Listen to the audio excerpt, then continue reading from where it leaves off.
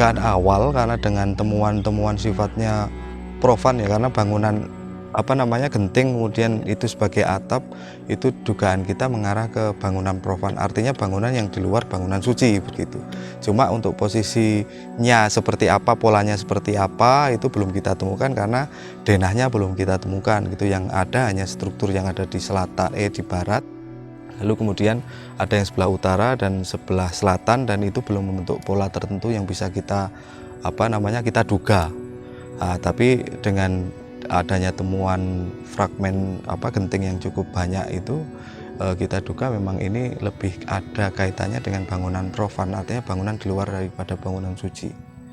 Pemukiman mungkin bisa di Untuk dugaan awal iya ada mengarah ke pemukiman.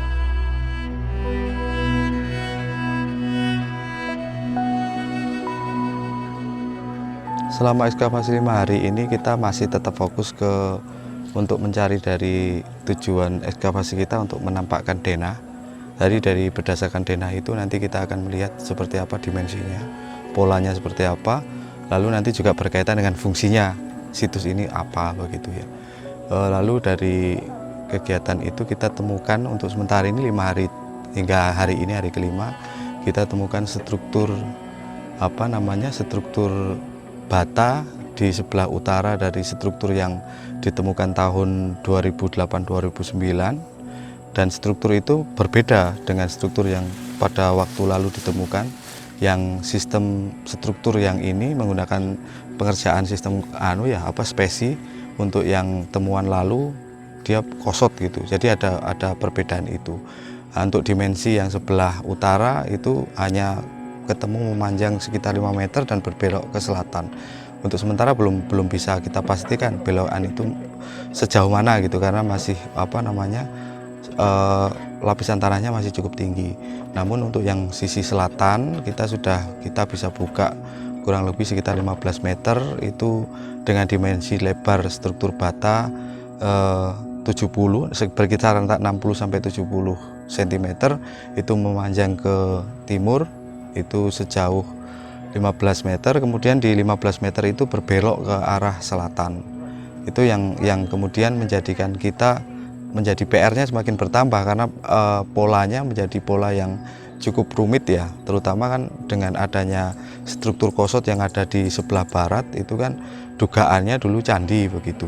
Tetapi dengan adanya temuan-temuan serta selain daripada struktur yang beda pengerjaan antara sistem kosot dengan sistem spesi, lalu kemudian dengan temuannya yang beragam, baik ada temuan fragmen genteng, lalu kemudian hubungan atap, lalu kemudian ada fragmen ukel yang biasanya berada di sudut-sudut atap, itu menjadi pertanyaan tambahan buat kita. Dengan adanya struktur seperti itu dan temuan lepas semacam fragmen genteng itu menandakan memang ada dugaan bangunan yang bertiang kemudian beratap genteng. Itu yang jadi catatan hipotesis kita awal gitu.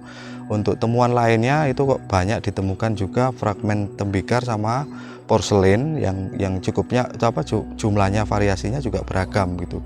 Ada yang mangkok, lalu ada tempayan, terus guci, lalu ada juga periuk gitu. Itu juga menjadi catatan penting buat kita bahwa struktur ini memiliki variasi temuan yang cukup beragam.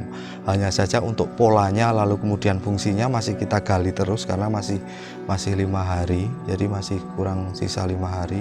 Semoga selama 5 hari ke depan kita bisa temukan data-data baru untuk menguatkan hipotesis kita. Kalau dugaan awal karena dengan temuan-temuan sifatnya profan ya, karena bangunan genting kemudian itu sebagai atap, itu dugaan kita mengarah ke bangunan profan, artinya bangunan yang di luar bangunan suci begitu.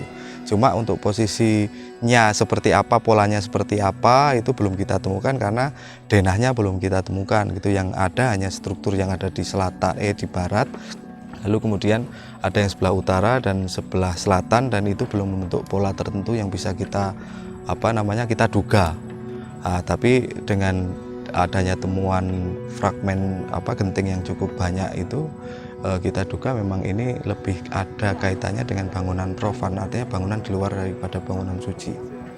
pemukiman mungkin bisa Untuk dugaan awal iya ada mengarah ke pemukiman, hanya untuk seperti apa itu tadi yang saya bilang polanya belum bisa kita temukan. Kalau ngomong abad, kira-kira dari situs di eskavator sekarang itu bisa dapat. Kalau masa mungkin kita akan melihat ini ya secara luas, karena struktur di situs Wates Umpak ini berkaitan dengan lokasi atau wilayah yang ada di sekitarnya. Karena dari catatan kami hasil zonasi, ada kegiatan zonasi kami pada waktu tahun 2018, area di sebelah sebelah barat lalu sebelah timur dari gundukan ini ada potensi arah ke pemukiman, yaitu adanya temuan sumur-sumur jobong. Itu di sana juga banyak. Jadi untuk bibir sumurnya dari bahan terakota ya. Itu juga banyak ditemukan di sana. Di depan sebelah barat itu juga dulu waktu digali oleh masyarakat karena aktivitas linggan, itu pembuatan batu bata, juga ditemukan sumur di sana. Lalu di sebelah timur itu juga ada bentangan struktur yang hampir sama polanya dengan ini. Sebagai catatan, temuan-temuan struktur dengan pola sistem tidak kosot, artinya dengan spesi, umumnya kita jumpai dengan menganalogikan temuan-temuan struktur yang ada di wilayah Trowulan ya, itu umumnya adalah struktur-struktur yang digunakan sebagai pondasi atau bagian bawah dari sebuah bangunan pemukiman begitu. Kalau misalkan tahu Untuk masa kita bisa lihatnya itu tadi dengan membandingkan dengan situs-situs yang berhubungan dengan pemukiman masa Majapahit, karena di tempat lain dugaan itu kan berasal dari beberapa indikator, misalnya temuan fragmen porselen gitu. Nah, kebetulan di sini kita juga temukan beberapa fragmen porselen yang umumnya kita temukan dalam bentuk mangkok, itu dari masa dinasti Yuan. Dia hijau seladon, yang umum dijumpai dan pengerjaannya pada masa-masa dinasti Yuan, kurang lebih abad 10 sampai 12. Jadi abad itu bisa berkaitan dekat dengan Majapahit, karena Majapahit kan sekitar abad 12 sampai 14 begitu ya. Jadi bisa rujukannya ke situ. Tapi ini masih sifatnya relatif banget, karena temuan ini tidak bisa mewakili sebuah masa gitu, karena proses penggunaan porselen ini kan berkepanjangan, terus berlanjut begitu. Tapi itu jadi salah satu indikasi, selain tadi indikasi pembanding dengan situs-situs pemukiman di sekitar Trowulan ini yang kebanyakan dengan sistem spesi, lalu kemudian temuan sekitar seperti jobong yang relatif umum kita temukan sebagai pemukiman era Majapahit.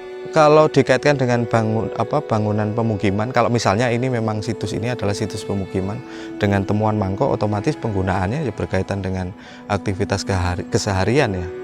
Tapi kalau ini dikaitkan ke bangunan suci, tentu akan menjadi pertanyaan, kenapa di bangunan suci ada temuan-temuan keseharian gitu, seperti mangkok, seperti guci, seperti periuk begitu.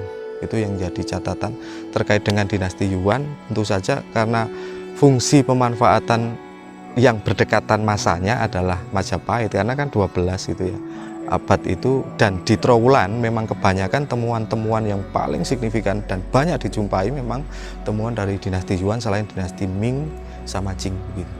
Dinasti Yuan itu mendahului dinasti Ming, lalu kemudian di 15 kemudian 16 sampai 17 itu dinasti Qing. Ming itu pertengahan antara Yuan sama Qing gitu.